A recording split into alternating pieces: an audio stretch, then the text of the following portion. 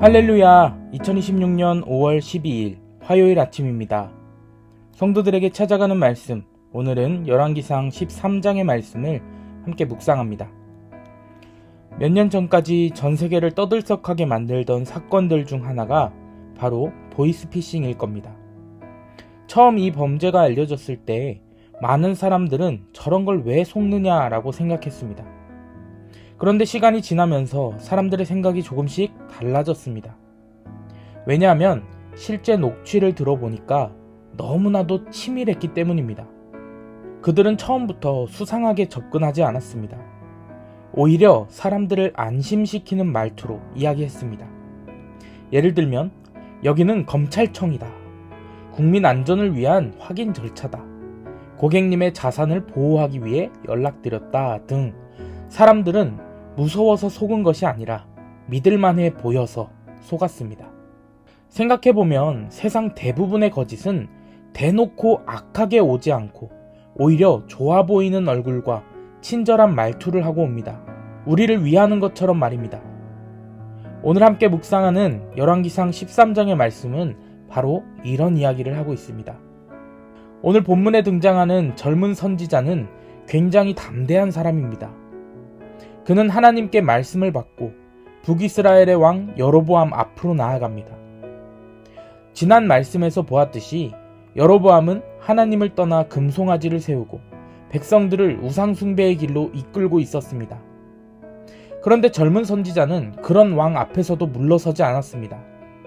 그는 왕이 제사를 드리고 있는 현장에서 담대하게 하나님의 심판을 선포합니다. 그러자 놀라운 일이 일어납니다. 선지자의 말이 끝나자마자 제단이 갈라지고 재가 쏟아집니다. 화가 난 왕은 손을 내밀며 저 사람을 잡으라고 외치지만 그 순간 왕의 손이 그대로 굳어버려서 움직일 수 없게 됩니다. 왕은 두려움에 떨며 선지자에게 기도를 부탁하게 되고 결국 선지자가 하나님께 기도하자 왕의 손은 다시 회복됩니다. 여기까지만 보면 이 젊은 선지자는 흔들림 없는 믿음의 사람처럼 보입니다. 그는 권력 앞에서도 두려워하지 않았고 왕의 회유에도 넘어가지 않았습니다. 왕이 궁으로 함께 가서 쉬며 예물도 받으라 라고 제안했지만 그는 단호하게 거절합니다. 왜냐하면 하나님께서 이미 분명하게 떡도 먹지 말고 물도 마시지 말며 왔던 길로 돌아가지 말라 라고 말씀하셨기 때문입니다. 그는 그 말씀을 붙들고 돌아갑니다. 그런데 문제는 바로 그 돌아가는 길에서 시작됩니다. 갑자기 어떤 한 늙은 선지자가 그를 찾아와서 말합니다. 18절의 말씀 함께 읽겠습니다. 그가 그 사람에게 이르되 나도 그대와 같은 선지자라. 천사가 여호와의 말씀으로 내게 이르기를 그를 내 집으로 데리고 돌아가서 그에게 떡을 먹이고 물을 마시게 하라 하였느니라 하니. 생각해보면 굉장히 혼란스러운 상황입니다. 상대방도 선지자입니다. 하나님의 이름을 이야기하고 천사의 말을 전합니다. 이런 상황 속에서 과연 누가 의심을 할까요? 결국 젊은 선지자는 그 말을 믿고 함께 돌아갑니다. 저는 이 장면이 오늘 본문의 가장 무서운 장면이라고 생각합니다. 왜냐하면 젊은 선지자를 무너뜨리는 것은 세상의 유혹이 아니었기 때문입니다. 그는 이미 왕의 회유를 이겨낸 사람이었습니다. 돈도 거절했고 권력도 거절했고 두려움도 넘어섰습니다. 그런데 그런 그가 결국 흔들린 이유는 그 유혹이 하나님의 이름을 하고 찾아왔기 때문이었습니다. 늙은 선지자는 내 생각에는 이라고 말하지 않습니다. 천사가 여호와의 말씀으로 내게 말했다라고 말했습니다. 너무나도 영적인 말처럼 들립니다. 그래서 더 위험한 것입니다. 이처럼 가장 위험한 유혹은 세상 이름으로 오지 않습니다. 하나님의 이름으로 옵니다.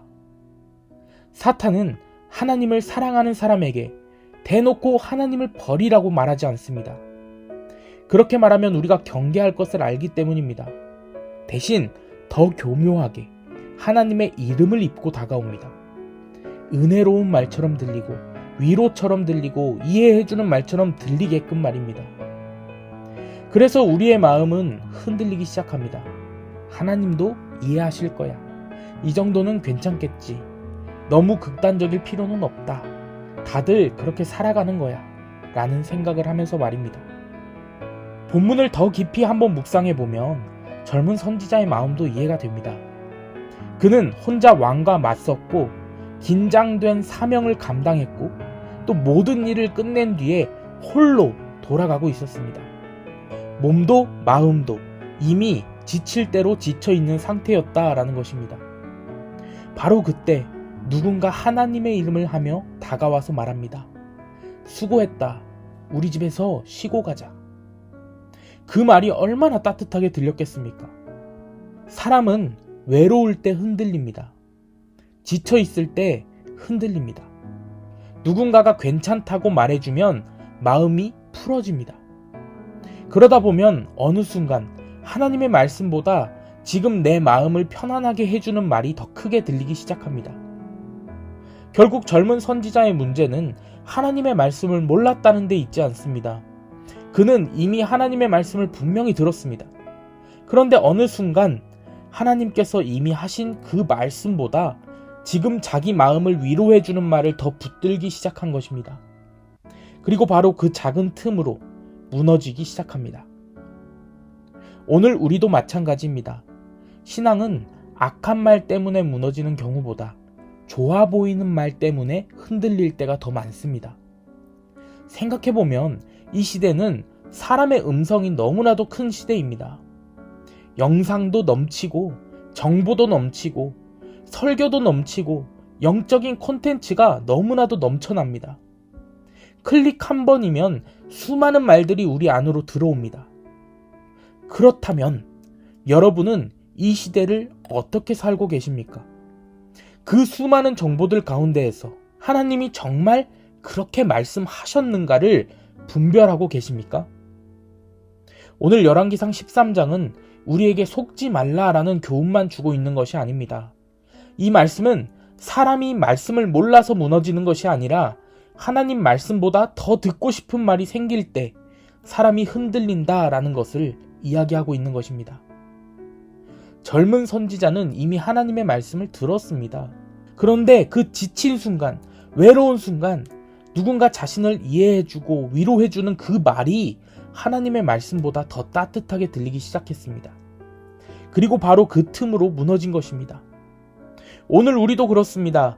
신앙은 거대한 악 앞에서만 흔들리는 것이 아닙니다. 오히려 괜찮다라는 말 앞에서, 이 정도면 괜찮아 라는 말 앞에서, 내 마음을 편안하게 해주는 그 말 앞에서 조금씩 무너지기 시작합니다. 그래서 믿음은 내가 듣고 싶은 말을 따라가는 것이 아닙니다. 하나님께서 이미 하신 말씀을 끝까지 붙드는 것, 이것이 바로 믿음입니다. 내 감정이 아무리 흔들려도, 내 상황이 아무리 흔들려도, 다른 목소리들이 나를 흔들어도 하나님의 말씀을 놓지 않는 것, 이것이 바로 믿음입니다. 오늘 우리는 너무 많은 목소리들 속에서 살아갑니다. 사람들의 말, 세상의 분위기, 끊임없이 들려오는 수많은 이야기들 속에서 살아갑니다. 그러나 그 모든 소리보다 더 붙들어야 하는 것은 하나님의 말씀입니다.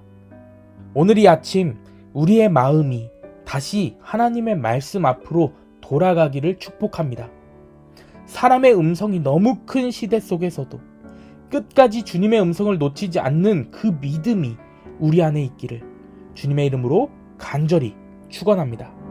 아멘.